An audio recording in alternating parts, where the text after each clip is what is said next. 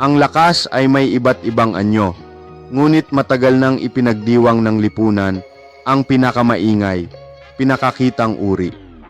Itinuro sa amin na humanga sa mga nangingibabaw sa mga silid, naguutos ng pansin at lantarang nagpapakita ng kanilang kapangyarihan.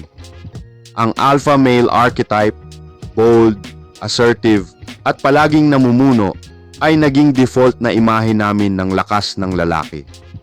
Ngunit may isa pang uri ng lakas na gumagana sa ibaba ng radar, isang mas tahimik na kapangyarihan na hindi kailangang ipahayag ang sarili o humingi ng pagpapatunay. Dito pumapasok ang mga sigma na lalaki sa larawan. Hindi tulad ng kanilang mga alpha counterparts, ang mga lalaking sigma ay hindi umaasa sa mga social hierarchy o panlabas na pagpapatunay. Gumagalaw sila sa buhay sa kanilang sariling mga tuntunin, ginagabayan ng mga panloob na prinsipyo sa halip na mga inaasahan sa lipunan. Ang kanilang lakas ay hindi gumaganap. Ito ay gumagana, layunin-driven at tunay na tunay. Ang talagang nakakabagabag ay kung paano ipinapakita ng ilang partikular na katangian ng sigma ang mga insecurities na kadalasang nakatago sa ilalim ng mga tipikal na gawi ng alpha. Habang ang mga alpha male ay nagsisikap na mapanatili ang kanilang posisyon sa pamamagitan ng patuloy na pagpapakita ng pangingibabaw, ang mga sigma na lalaki ay nagpapakita ng ibang uri ng kapangyarihan. Isa na ginagawang ang tradisyonal na alpha, acting, ay parang kabayaran sa halip na kumpiyansa. Hindi ito tungkol sa pagdedeklara ng isang uri na mas mataas sa isa pa. Ito ay tungkol sa pagkilala sa iba't ibang pagpapahayag ng lakas at pag-unawa kung ano ang ibinubunyag ng bawat isa tungkol sa sikolohiya ng tao. Tuklasin natin ang 7 sigma male traits na kapag tiningnan sa pamamagitan ng objective lens ay nagpapakita kung gaano talaga kalimita ang tradisyonal na alpha concept ng strength. Number 1, nahiwalay sila sa ego. Ang pagkakakilanlan ni alpha ay nakatali sa katayuan isa. Sa pinakamahirap na pagsubok ng liwanag ay dumarating kapag kailangan nating pumili sa pagitan ng pagiging tama at paghahanap ng katotohanan. Sa mga sandaling ito na ang relasyon natin sa ating ego ay nagiging malinaw. Para sa mga alpha na lalaki, ang kanilang pagkakakilanlan at ang kanilang posisyon ay nagiging magkaugnay na ang paghamon ng isa ay parang umaatake sa isa. Kapag ang kanilang mga ideya ay nahaharap sa pagpuna, madalas silang tumutugon ng nagtatanggol. Kapag napatunayang mali, maaari nilang baguhin ang paksa, ibahin ang sisihin o i-double down sa halip na kilalanin lamang ang pagkakamali. Nangyayari ito dahil ang pag-amin ng pagkakamali ay parang nawawalan ng katayuan, isang bagay na hindi kayang tiisin ng kanilang ego. Ang kalakip na ito sa pagiging tama ay lumilikha ng banayad, ngunit makabuluhang kahinaan. Nililimitahan nito ang paglago, pinipigilan ang pag-aaral at sinisira ang tiwala. Napapansin ng mga tao kapag ang isang tao ay mas pinahahalagahan ang kanilang imahe kaysa sa katotohanan at ang paggalang ay nawawala ng naaayon. Habang ang mga sigma na lalaki ay nagtataglay din ng malusog na egos, nakikita nila ang mga ito bilang mga tool sa halip na pagkakakilanlan. Inihiwalay nila ang kanilang pakiramdam ng pagpapahalaga sa sarili mula sa kanilang mga ideya o posisyon. Hindi ito nangangahulugan na wala silang kumpiyansa, medyo kabaligtaran. Ang kanilang kumpiyansa ay napakalakas na ang pagiging napatunayang mali ay hindi nayayanig ang kanilang pakiramdam sa sarili. Sa mga talakayan, ang ego detachment na ito ay nagpapahintulot sa kanila na isaalang-alang ang mga ideya sa merito lamang. Maaari nilang baguhin ang kanilang isip batay sa bagong impormasyon nang hindi nababawasan ng pakiramdam. Maaari silang magbigay ng kredito sa iba nang hindi nakakaramdam ng pananakot. Maaari silang umamin ng mga pagkakamali nang walang pagtatanggol. Ang kalayaan mula sa ego attachment ay nagbibigay sa mga lalaki ng sigma ng isang natatanging kalamangan. habang ang mga alpha male ay gumugugol ng enerhiya sa pagprotekta sa kanilang imahe. Ang mga sigma ay ganap na nakatuon sa paghahanap ng pinakamahusay na solusyon. Ang isa ay nag-aalala sa pagtingin sa tama, ang isa ay sa pagkuha ng tama. Marahil ang pinakamalakas na tao ay hindi ang taong hindi nahuhulog. Ito ay ang taong kayang umamin kapag sila ay na bad trip na walang nararamdamang mas maliit para dito. Ikalawang, kaya nila umunlad mag-isa, takot ng alpha na mag-isa. Upang maging komportable sa iba, kailangan mo munang maging komportable sa iyong sarili. Ang lumang karunungan na ito ay nagpapakita ng isang kamanghamanghang paghahati sa pagitan ng mga uri ng personalidad. Napansin mo na ba kung paano ang ilang mga tao ay tila hindi gumagana nang wala ang kanilang panlipunang bilog? Yan ang madalas na pagtatago ng alpha male. Sa likod ng tiwala sa labas at panlipunang utos ay namamalagi ang isang nakakagulat na dependency sa iba. Ang kanilang kalendaryo ay nananatiling puno. Ang kanilang telepono ay patuloy na nagpiping. At ang kanilang mga katapusan ng linggo ay puno ng mga plano. Ito ay hindi lamang tungkol sa pagtamasa ng kumpanya. Ito ay tungkol sa pangangailangan nito. Para sa maraming mga alpha na lalaki, ang pagiging mag-isa ay lumilikha ng isang tunay na kakulangan sa ginhawa. Kung walang ibang mangunguna o magpapahanga, nahaharap sila sa isang tahimik na kahungkagan na hindi nila kayang hawakan. Ang kanilang pagkakakilanlan ay nagiging magkakaugnay sa kanilang posisyon sa lipunan na ang pag-iisa ay parang pagkawala ng isang bahagi ng kanilang sarili. Ihambing ito sa relasyon ng sigma male sa pag-iisa. Lumipat sila sa pagitan ng mga social setting at nag-iisang oras na may pantay na kadalian. Ang isang weekend na walang plano ay tulad ng isang perpektong pagkakataon na sumabak sa isang proyekto, mag-explore ng bagong lugar o magpahinga lang. Ang kanilang pakiramdam ng sarili ay nananatiling buo kung sila ay nasa isang masikip na silid o ganap na nag-iisa. Ang pagpipigil sa sarili na ito ay lumilikha ng kakaibang uri ng kalayaan. Bagamat ang mga alpha male ay kadalasang gumagawa ng mga desisyon batay sa pagpapanatili ng kanilang posisyon sa lipunan, ang mga lalaking sigma ay maaaring pumili ng mga landas na maaaring hindi maintindihan ng iba.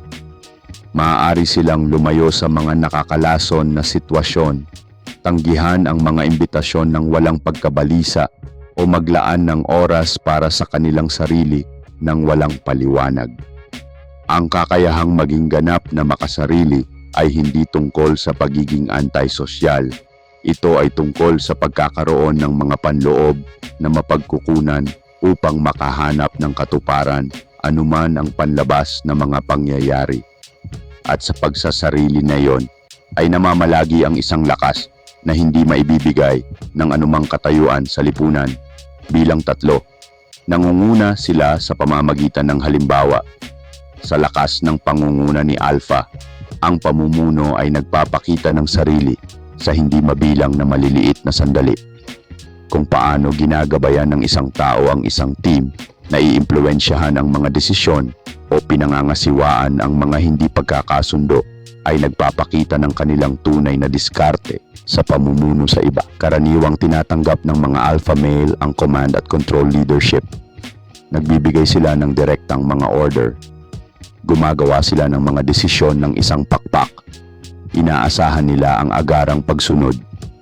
Kapag nahaharap sa paglaban, maaari silang magtaas ng kanilang boses, gumawa ng mga pagbabanta o gamitin ang kanilang posisyon upang pilitin ang pagsang-ayon.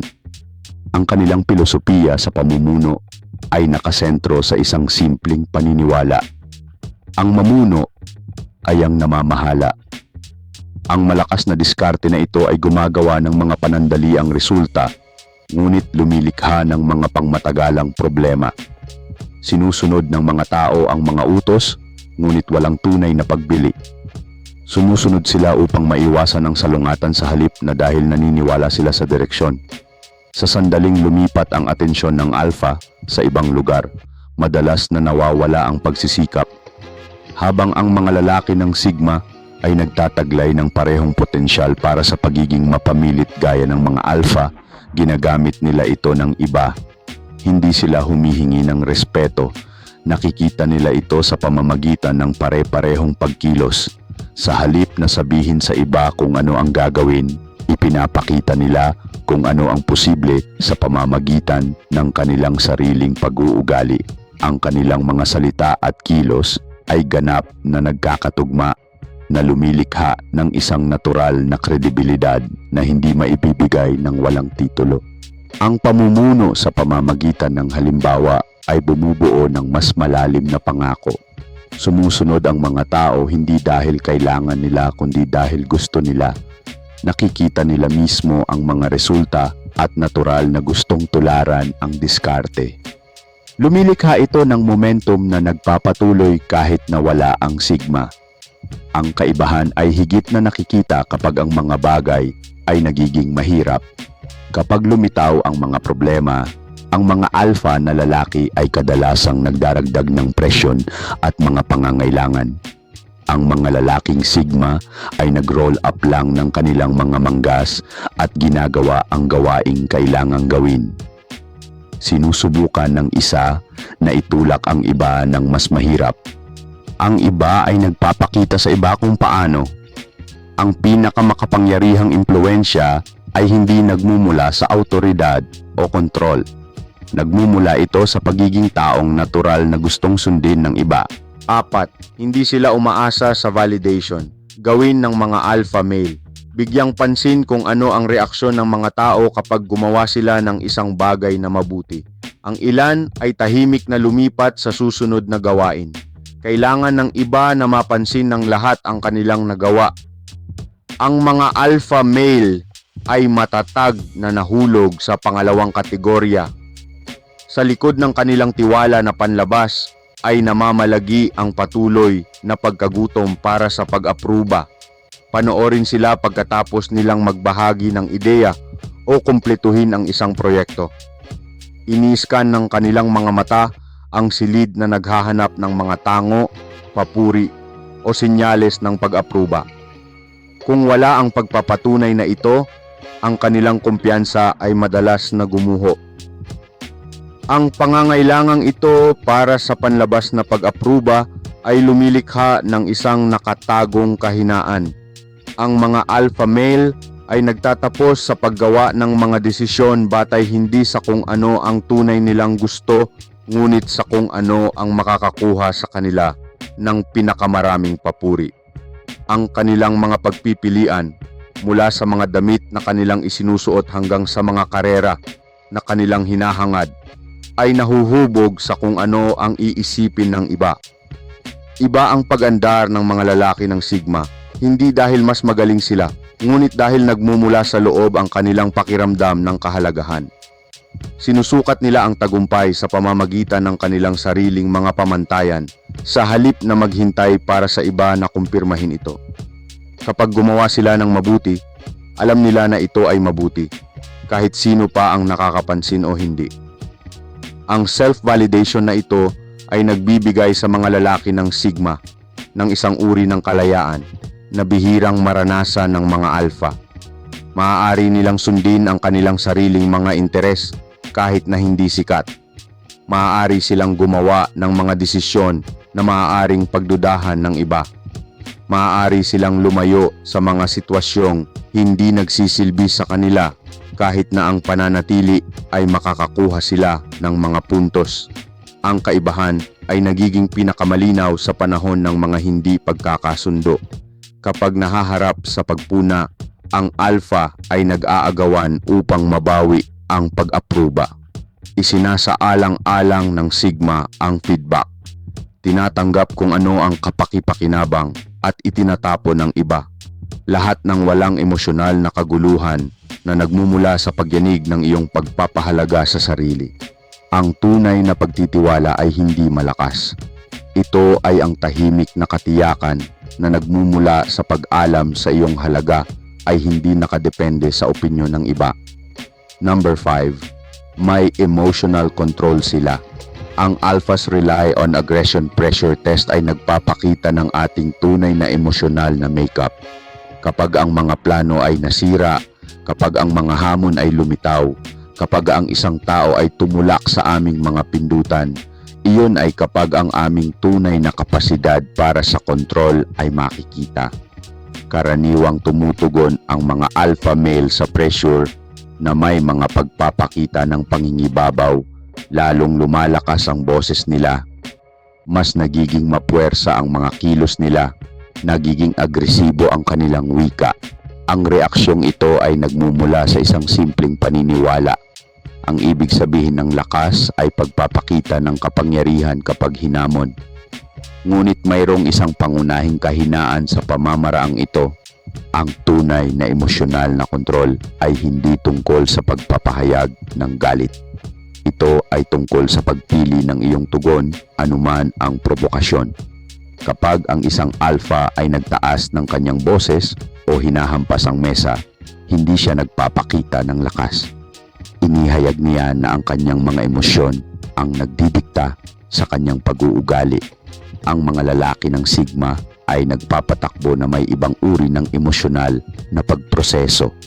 Kapag nahaharap sa parehong mga panggigipit, pinapanatili nila ang kanilang kalmado hindi sa pamamagitan ng pagsupil, ngunit sa pamamagitan ng regulasyon. Ang paunang emosyonal na pag-akyat ay tumama sa kanila ng kasing hirap. Pareho silang galit, pagkabigo o pagkabigo.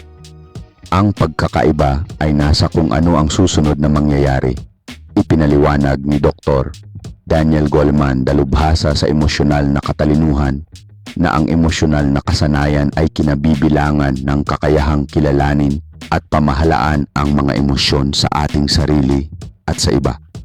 Para sa mga lalaki ng Sigma, ang kasanayang ito ay nagiging pangalawang kalikasan. Nararanasan nila ang damdamin, kinikilala ito, pagkatapos ay pipiliin ang kanilang tugon batay sa kung ano ang aktwal na malulutas ang sitwasyon. Ang emosyonal na kontrol na ito ay lumilikha ng isang kahangahangang kalamangan, habang ang mga alpha male ay nag-aaksaya ng enerhiya sa mga pagpapakita ng agresyon. Ang mga sigma na lalaki ay naghahatid ng parehong enerhiya sa mga epektibong solusyon. Ang isa ay nahuhuli sa emosyon. Ginagamit ito ng iba bilang impormasyon. Ang pinakamalakas na tao sa isang salungatan ay hindi ang pinakamaingay. Siya ang nananatiling nakatutok kapag ang iba ay nawawalan ng katinuan. Number 6.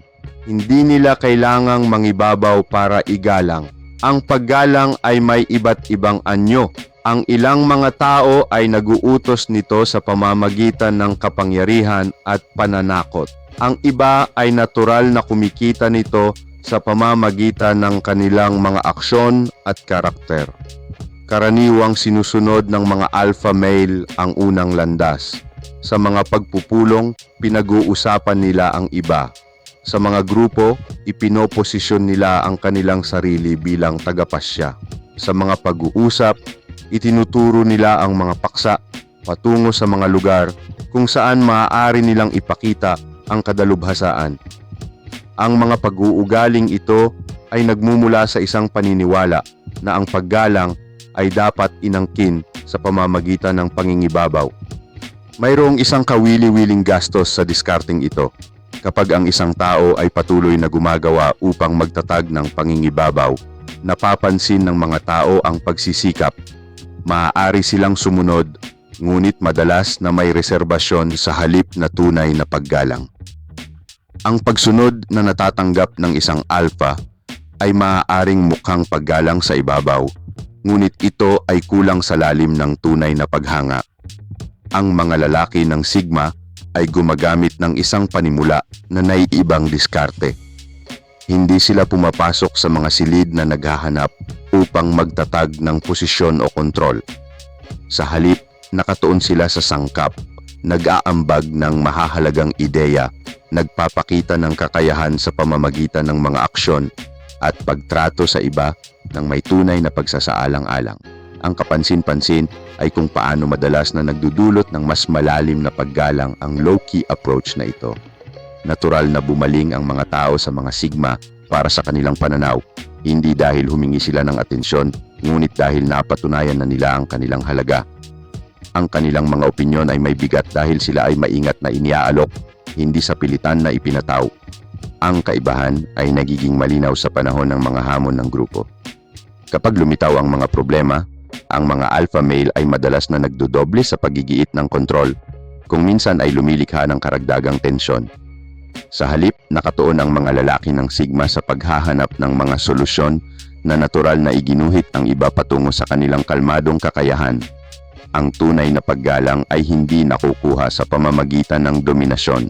Nakukuha ito sa pamamagitan ng pare-parehong pagpapakita ng karakter, kakayahan, at pagsasaalang-alang para sa iba. At kapag nakuha, ito ay tumatagal ng mas matagal kaysa sa anumang paggalang na napanalunan sa pamamagitan ng puwersa ng personalidad. Numero 7. Hindi sila apektado ng autoridad.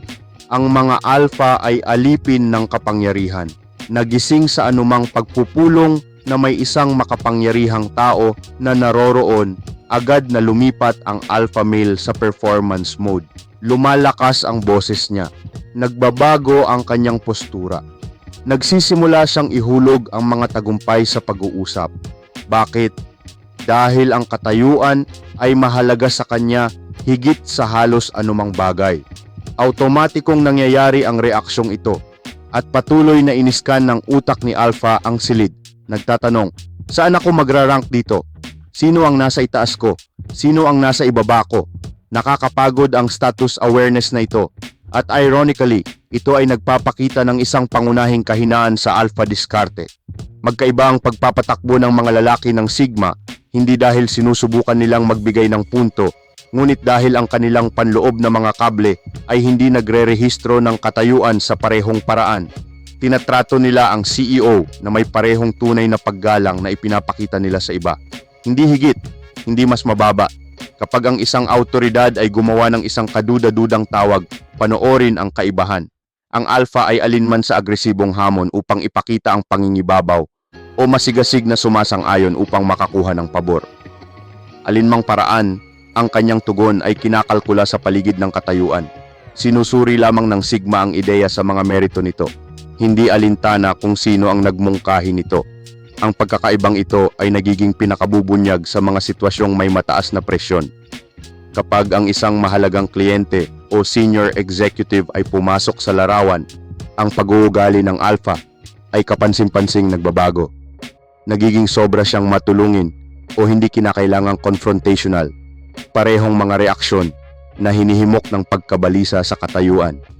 Samantala, ang Sigma ay nagpapanatili ng kanyang natural na kilos hindi bilang ilang kapangyarihan na gumagalaw, ngunit dahil ang mga laro sa katayuan ay hindi nagre-rehistro bilang mahalaga. Ang pagiging matatag na ito sa ilalim ng presyon ay ginagawang ang pag-uugali ng paghahanap ng katayuan ng alpha ay eksaktong kamukha nito. Ang kawalan ng kapanatagan ay binibihisan bilang kumpiyansa. Kung ang video na ito ay sumasalamin sa iyo, isaalang-alang ang pag-subscribe sa aming channel para sa higit pang nilalaman sa personalidad ng Sigma at iba pang nauugnay na paksa. Kunin ang librong The Way to a Sigma Wolf kung gusto mong matuto palalo sa archetype na ito.